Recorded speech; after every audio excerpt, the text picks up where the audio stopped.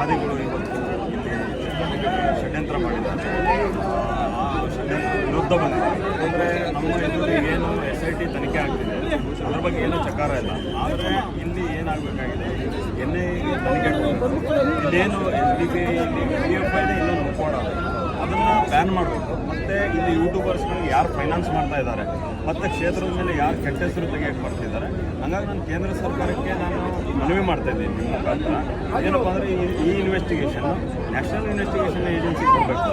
ಅವಾಗ ಮಾತ್ರ ಇದು ಯಾರು ಫಂಡ್ ಮಾಡ್ತಾ ಇದ್ದಾರೆ, ಕೇರಳದಿಂದ ಫಂಡಿಂಗ್ ಆಗ್ತಿದೆ, ಕಮ್ಯುನಿಸ್ಟ್ನವರಿಂದ ಫಂಡಿಂಗ್ ಆಗ್ತಿದೆ, SDPI ಇಂದ ಫಂಡಿಂಗ್ ಆಗ್ತಿದೆ, ಹಾಗೂ ನಮ್ಮ ಕ್ಷೇತ್ರನ ನಾಶ ಮಾಡಬೇಕಂತ ಹೊರಟಿದ್ದಾರೆ.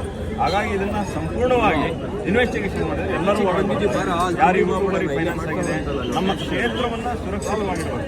ಈಗ ತಾವು ನೋಡಿದ್ದೀರಿ, ತಿರುಪತಿಯಲ್ಲೂ ಕೂಡ ಲಡ್ಡುವಲ್ಲಿ ದನದ ಮಾಂಸ ಕಾಟ ಹಾಕಿ ನಮ್ಮ ಧರ್ಮವನ್ನು ಭ್ರಷ್ಟ ಮಾಡಿದ್ವಿ.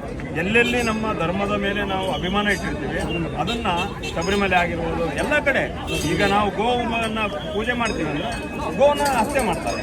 ನಮ್ಮ ಧರ್ಮದ ಒಂದು ಧಕ್ಕೆ ಮಾಡೋಂಥದ್ದೇ ಇವ್ರದ್ದು ಮೂಲ ಉದ್ದೇಶ ಆಗಿರೋದ್ರಿಂದ ಈ ಶ್ರೀ ಕ್ಷೇತ್ರದ ಮೇಲೆ ಅಪಾರ ಅಭಿಮಾನ ಇದೆ, ಜನರಿಗೆ ಭಕ್ತಿ ಇದೆ, ಶ್ರದ್ಧಾ ಇದೆ. ಈ ಶ್ರದ್ಧೆಯನ್ನು ಹಾಳು ಮಾಡಬೇಕು, ಇದೇ ಮೂಲ ಉದ್ದೇಶ.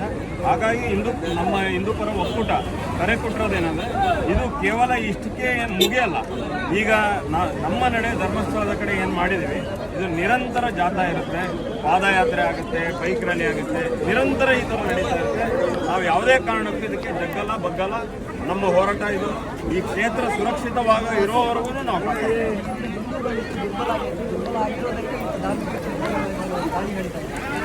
ಹಿಂದೂಗಳು ದುರ್ಬಲ ಆಗಿಲ್ಲ. ಯಾಕಂದರೆ ಸ್ವಲ್ಪ ಜಾಗೃತಿ ಆಗೋದು ಲೇಟ್ ಆಗಿರ್ಬೋದು ಅಷ್ಟೇ. ದುರ್ಬಲರಂತ ನಾನು ಭಾವಿಸಲ್ಲ ಹಿಂದೂಗಳು.